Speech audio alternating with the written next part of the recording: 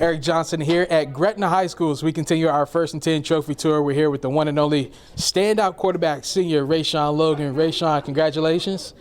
Our Week 10 honoree, jogging memory just a little bit. Appomattox County, you had well over 300 yards total, over 200 passing, over 100 rushing, 4 total touchdowns. When you guys get to district play, what flips in your mind in terms of turning on the Jets and cranking things up a notch? We know district play, the teams who play in our district, they know us, we know them, so we know we got to come in there with some more integrity to go out there and get a W.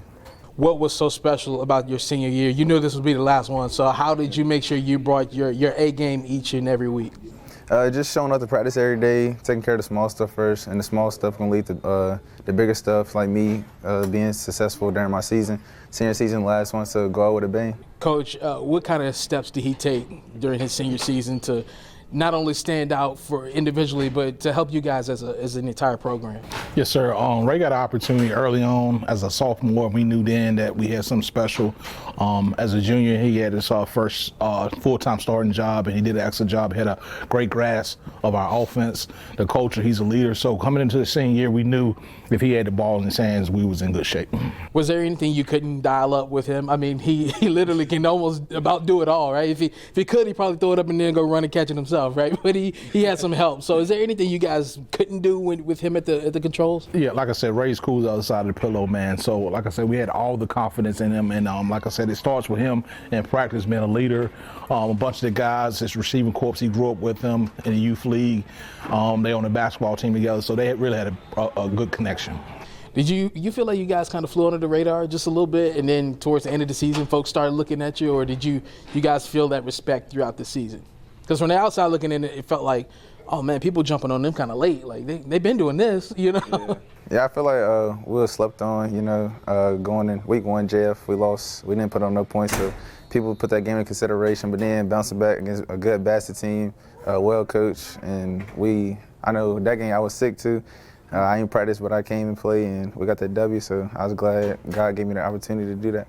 What are you most proud of when you look back on what you did on the football field for this program? I mean, you finished with, I believe, over 3,000 yards just this past season alone, upwards of nearly 60 touchdowns.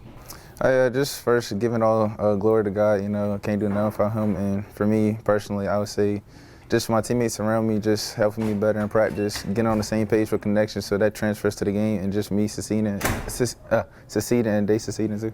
You do more than one thing though, right? So how does football help basketball and vice versa? Probably the running standpoint from being quarterback, you know, the D-line, they all trying to get out there, so just being quick on your feet and stuff like that. And then for how basketball helped me with football, I really don't know, but it just helped me in some ways I can't just explain right now. Yeah, no, I would say at the least team camaraderie, right? I'd imagine you got to have that team mindset. Perhaps on the basketball court you could do a little bit, show off a little bit more than what you usually can. I'd be remiss if I brushed over it. Not only 1,000-point scorer, but recently 1,000 rebounds. Yes, sir. Take me through that whole process, that mindset. Do you know you were coming up on that milestone, and what did that feel like accomplishing that? So I didn't know I was coming up on 1,000 rebounds, but after I got my 1,000 points my junior year, and then in the all-season, coach had texted me during July, maybe August, early August, and he told me how many rebounds I was away from 1,000, so I just wanted to get that going. I did, so it was a great. But one thing though, when you one game away and you know how many rebounds or points you're away from it, that's definitely the hardest game to get it. Everybody's locking in, right? And making sure you won't get it. No. Next step for you, what's that look like beyond high school? We got some things in the works, or what you planning on? I plan on going to college, going for football, and we still deciding, waiting on what college I'm going to go to. Excellent. Keep getting those offers rolling in, man. I know they're coming. We'll see you at the next level, brother. Right. Just staying patient. Sure. Staying patient. Yes, indeed. Rayshaun Logan, our Week 10 honoree. Congratulations.